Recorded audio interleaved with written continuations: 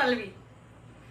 सो इस वीडियो के टाइटल से ही आपको समझ में आ गया होगा कि आज की जो वीडियो है वो for all the cooking aspirants, cooking lovers, food lovers specially, उनके लिए वीडियो बहुत ही ज़्यादा फायदेमंद रहने वाली है।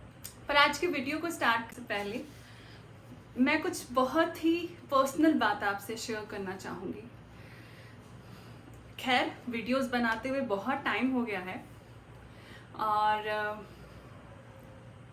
सोचा नहीं था कि यूट्यूब पे आऊँगी, पर जब आ चुकी हूँ तो ग्रो करना भी चाहूँगी और बहुत सारा प्यार भी मिल रहा है of course from all the viewers, for specially my students. Mistake कर रही हूँ, एडिटिंग स्किल्स इतनी अच्छी नहीं है, शायद वीडियो इतने अच्छे तरीके से नहीं बन पा रहा है, थोड़ा सा नर्वस भी फील करती हूँ क्योंकि यहाँ पे बहुत कम टाइम में बहुत कुछ एक्सप्लेन करना होता है।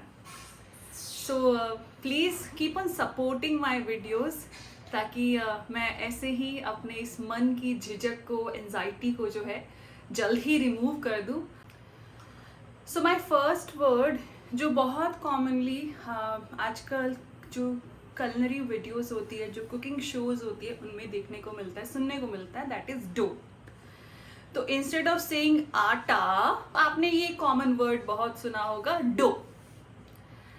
सो डो मीन्स गूथा हुआ जो आटा होता है उसको डो कहा जाता है। नाउ सेकेंड वर्ड, मैंगोज का सीजन है ना, तो पल्पी। तो पल्प होता है जो गुदा होता है, जो solid substance, semi solid substance होता है किसी भी फूड प्रोडक्ट का, उसको पल्प कहा जाता है। जैसे जेलीज होती है तो जेलीज वो पल्पी होती है, उसको पल्प कहा जाता है। नेक्स्ट वर्ड, मान लीजिए गर्मा गर्म पोहे बने हैं और उसके ऊपर नींबू स्क्वीज कर दिया जाए तो उसको आप बोल सकते हैं डैश ऑफ लाइम और डैश ऑफ लेमन। तो जो स्मॉल अमाउंट स्पेशली लिक्विड की यूज की जाती है, क्योंकि नींबू का रस है तो ऑफ कोर्स लिक्विड होगा, तो नींबू के रस को आप डैश ऑफ लेमन या डैश ऑफ लाइम बोल सकते हैं। कोई भी स्मॉल अमाउंट स्पेशली लिक्विड के लिए आप यूज कर सकते हैं।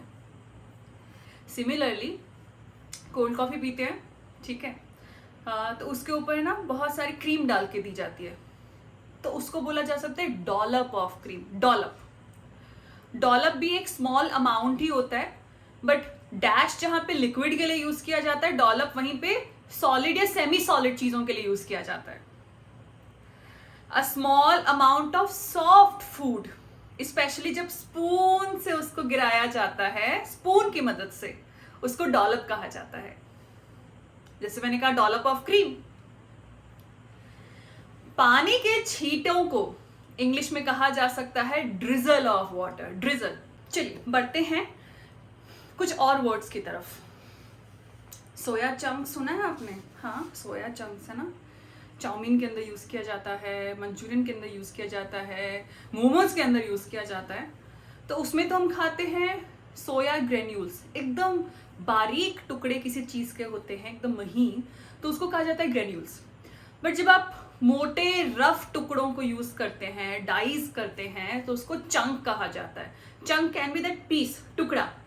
जैसे कि आजकल कुकीज की कोई शेप नहीं आ रही है, ऐसे रैंडम शेप बना दी जाती है, तो वो चंक हो गया। देन जैसे मैंने चंक कहा, मैंने आपको ग्रेन्यूल भी कहा, तो चंक इज लाइक दैट मोटा टुकड़ा, पीस, एंड ग्रेन्यूल इज बारीक टुकड़े, उसको ग्रेन्यूल कहा जाता है। पीस के कोई चीज डाली जाती है, बट दैट इज नॉट एकदम बारीक, दरदरा जिसको कहा जाता है ना, कि मसालों को दरदरा पीसा जाता है, चटनियां बनाई जाती है तो दरदरी रखी जाती है, तो उसको ग्रेन्यूल बोलते हैं। वो जो ग्रेन्यूल्स होते हैं, बारीक पीसेस जो होते हैं, दाने, ठीक है। क्या आप जानते हैं कोई चीज बॉईल करते हैं तो उसके लिए बहुत ही फैंसी सा वर्ड है, दैट इज ब्लांच। तो जैसे मैंने चंक्स कहा, चंक्स से जब ग्रेन्यूल में चीज कन्वर्ट करते हैं तो उसको चॉप चॉप चॉप किया जाता है, ठीक है। बट जब आप किसी चीज को एकदम बारीक चॉप चॉप चॉप करते हैं तो उसको कहा जाता है मिन्स। तो चॉप से, और जब चीज को छोटा करते हैं, देखो डाइस होता है बड़े बड़े टुकड़ों में काटना। लेट्स से मैंने अनियन की बात करती हूँ, प्याज की बात करती हूँ, तो जब आपने प्याज के बड़े बड़े टुकड़े काटे उसको डाइस बोले, जब आपने उसके मीडियम साइज टुकड़े काटे तो उसको चॉप बोलिए। प्रोसेस को, कटिंग ऑफ दैट अनियन। जब आपने उसको एकदम बारीक उसके ग्रैन्यूल्स बनाने की कोशिश करें तो आप उसको मिन्स करते, एकदम बारीक बारीक चॉप चॉप चॉप करते हैं, मिन्स करते हैं। तो ये लेट्स से आप जब किसी लिक्विड को घुमाने का काम करते हो, उसमें जो आप चम्मच से उसको मिक्स करने का काम करते हैं, कच्छी से मिक्स करने का काम करते हैं, तो उसको कहा जाता है स्टर। स्टर का मतलब होता है गोल गोल लिक्विड को घुमाना है ताकि वो मिक्स हो जाए। लाइक कोई आपका लेमनेड हुआ, कोई आपका जूस हुआ, तो ये तो बात होगी स्टर की। अब दूध को जब पनीर बनाते हैं तो क्या करते हैं, दूध को फेंटना पड़ता है, उसको फाड़ना पड़ता है ना। तो दूध को जब हम फाड़ते हैं ताकि वो पनीर बन जाए, उसमें नींबू डालते हैं या फिर उसमें बेकिंग सोडा डालते हैं, है ना, तो उसको कहा जाता है कर्ड। इस प्रोसेस को, दूध फाड़ने की प्रोसेस को कहा जाता है कर्डल। और दूध से मक्खन बनाने की प्रोसेस को कहा जाता है चर्न, जिसको हम बिलोना भी बोलते हैं, बिलोना। आइए बढ़ते हैं कुछ और टर्म्स की तरफ। आजकल एक टर्म जो बहुत यूज की जा रही है, मतलब काफी ऐसा शेफ लाइक लुक देता है जब आप चीजों को टॉस करते हैं। कोई चीज अगर टॉस करने लायक भी नहीं होगी ना, फिर भी हीरोगिरी के लिए टॉस किया जाता है।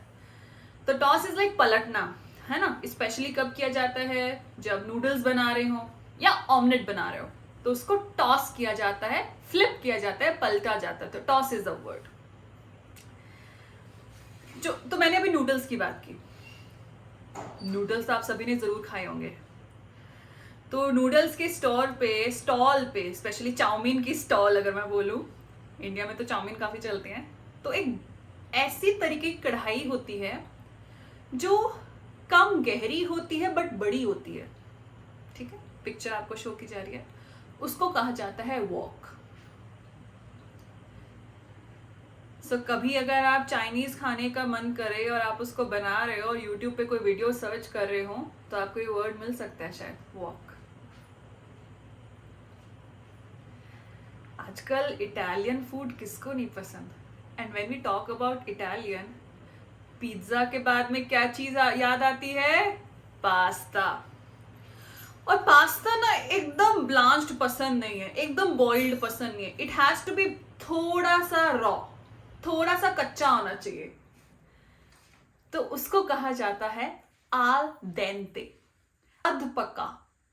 कोई चीज कि जब हम खाएं तो हमें अपने दांतों से उसको ब्रेक करना पड़े, उसको कहा जाता है आल डेंटे, आल डेंटे, आल डेंटे। इंग्लिश में शायद आपको आल डेंटे मिल सकता है, बट एक्चुअली इसको कहा जाता है आल डेंटे। तो चलिए, तो हो गया है जाती है। लेट्स से आपका बर्थडे है और आप बहुत ही आपको मेकअप पसंद है, तो आपकी फ्रेंड्स क्या करेगी, प्रोबेबली आपको फॉन्डेंट के उस केक के ऊपर मेकअप प्रोडक्ट्स बना के देंगे। These things are very trendy. अगर आप फुटबॉल फैन है लेट्स से, तो आपको जो है उस केक के ऊपर फुटबॉल या सॉकर बॉल या फिर कोई प्लेयर, मेसी का आपको प्लेयर है फेवरेट, तो मेसी का जो है स्टैचू बना होगा उसके ऊपर। तो ये स्टैचूज कैसे बनाए जाते हैं, विद द हेल्प ऑफ फॉन्डेंट्स। तो fondant is the term, fondant. ये थिक पेस्ट होता है, शुगर, वाटर और क्रीम का बना हुआ। फ्लेवर्ड होता है of course, used in making of specially as I said cakes, icing के तौर पे यूज किया जाता है। आलू पैटिस तो जरूर खाई होगी और पसंद भी होगी, मुझे तो बहुत पसंद है। और आलू पैटिस तभी पसंद आती है जब वो बहुत क्रिस्पी हो। और वो क्रिस्पी कैसे हो सकती है, जब वो फ्लेकी हो, उसमें अलग अलग लेयर्स नजर आ रही होती है। तो वो जो पपड़ियां निकलती है ना आलू पैटिस की, मैं पैटीज नहीं बोल रही, पैटिस बोल रही हूं। तो वो जो पपड़ियां निकल रही होती है, किस चीज की जब पपड़ी निकलती है ना, वो पपड़ी को कहा जाता है फ्लेक्स। और कोई चीज अगर पपड़ी वाली हो तो उसको कहते हैं फ्लेकी। तो फ्लेक्स नाउन हो गया, फ्लेकी एडजेक्टिव हो गया। ठीक है, तो अगर आप कभी कोई फूडी चैनल देख रहे हो और उसमें वो यूट्यूबर पैटिस खा रहे हो, पैटिस, तो जरूर ध्यान से सुनिएगा, ही विल डेफिनेटली से ओ इट्स सो फ्लेकी। आगे बढ़ते हैं। तो फ्लेकी चीज तो क्रिस्पी के लिए यूज किया जाता है। एक होता है स्पॉन्जी, जो बहुत ही सॉफ्ट और स्पंजी हो। बट स्पेशली जो चोकोलावा केक्स होते हैं या फिर ब्राउनीज होते हैं वो बहुत डेंस होती है, डेंस। मुंह में खाते हैं तो वो स्पॉन्जी नहीं लगती है, वो हमारे दांतों में चिपक भी जाती है, ऐसे में बहुत ही ढंग से उसको खाना पड़ता है। तो जो चीज बहुत डेंस होती है, बेसिकली स्पॉन्जी नहीं होती, उसको कहते हैं गुई। गुई, आई कैन से गुई के लिए थोड़ा सा स्टिकी होता है, जैसे मैंने कहा दांतों में चिपक जाता है, सॉफ्ट होता है बट स्टिकी होता है। चाशनी बनाने की प्रोसेस को एक्चुअली कैरेमलाइजिंग कहा जाता है। जब पानी में चीनी डाल के उसकी चाशनी बनाई जाती है तो एक्चुअली उसको कैरेमलाइज किया जाता है। कैरेमल, कैरेमल कैंडीज आती है, कैरेमल चॉकलेट्स आती है, कैरेमल। अच्छा, अब मैं बात करती हूँ, मतलब इट्स वेरी इंटरेस्टिंग ना कि हर हिंदी, हर लोकल थिंग वर्ड का कोई ना कोई इंग्लिश में वर्ड एग्जिस्ट करता ही है। तड़का लगाने को कहा जाता है टेम्परिंग। डोसा बन रहा हो और डोसे की चटनी के लिए जब तड़का लगाया जाता है तो आप ऐसे बोल सकते हैं कि now I am going to temper it, मैं अब टेम्परिंग की प्रिपरेशन करता हूं। टेम्पर इज तड़का लगाना। अगर आप बेकिंग के फैन हैं तो आप ऑफ कोर्स बहुत सारी बेकिंग वीडियोस देखते होंगे। उसमें अक्सर जो वो शेफ होते हैं तो he uses the word, okay now I line my pan with butter paper, parchment paper, और स्पेशली जैसे फॉइल पेपर यूज किया जाता है for pizzas, paneer tikkas and anything else. तो he uses the term line with. तो जब आप पैन के ऊपर किसी पेपर को, बटर पेपर और जैसे मैंने कहा, उसको बिछाते हैं with the help of butter और घी और समथिंग ऑयल, तो उसके लिए लाइन वर्ड यूज किया जाता है। लाइन, आटे की जो स्पाइक्स होती है, जो उसके आगे जो तीखे नुकीली उसकी चीजें बनी होती है, उनको एक्चुअली टाइन्स कहा जाता है, टाइन्स ऑफ अ फोक। अब मैं बढ़ती हूँ एक बहुत इंटरेस्टिंग सेगमेंट की तरफ। क्या फर्क है सावर एंड सावरी में? सावर होता है खट्टा, ये होता है एडजेक्टिव, एडजेक्टिव, ठीक है, विशेषण। सावरी हम यूज कर सकते हैं चटपटी चीजों के लिए, नमकीन के लिए। I like savoury foods but I do not like sour food, है ना। तो सावर होता है एसिडिक, खट्टा, बट कोई चीज जो चटपटी होती है, जो नमकीन होती है, उसको आप बोल सकते हैं सावरी। अक्सर हम जब Indian food, north Indian, south Indian खाने जाते हैं, इंडियन फूड बेसिकली, तो हमें बहुत सारी चटनियाँ, बहुत सारे पिकल्स डिफरेंट डिफरेंट टाइप के, या कोई मसाला जैसे गन पाउडर हुआ, वो सब सर्व किया जाता है। तो इसको कहा जाता है कॉन्डिमेंट। इसी के साथ में मेरी तो आज की कुकिंग स्किल्स इनहांस हुई हो ना हो, बट कुकिंग डिक्शनरी तो इनहांस जरूर हो गई है। आई होप कि आपको भी जो है खाने की दुनिया के बारे में बहुत सारे इंटरेस्टिंग इंग्लिश के वर्ड्स और एक्सप्रेशंस आज सीखने को मिले होंगे। अगर आपको मेरी ये वीडियो पसंद आई है तो इसको लाइक करना बिल्कुल मत भूलिएगा, और भी मेरी बहुत सारी वीडियोस देखिए, और पसंद आती है तो मेरे चैनल को सब्सक्राइब जरूर करें, और ऐसे ही और इंटरेस्टिंग वीडियोस आपके लिए मैं बनाती रहूंगी। बाय द वे, क्या आप जानते हैं कि मैं इंग्लिश पढ़ाती हूँ अनअकैडमी पे? तो आप मुझे अनअकैडमी पे भी फॉलो कर सकते हैं। Here are the details. Bye bye.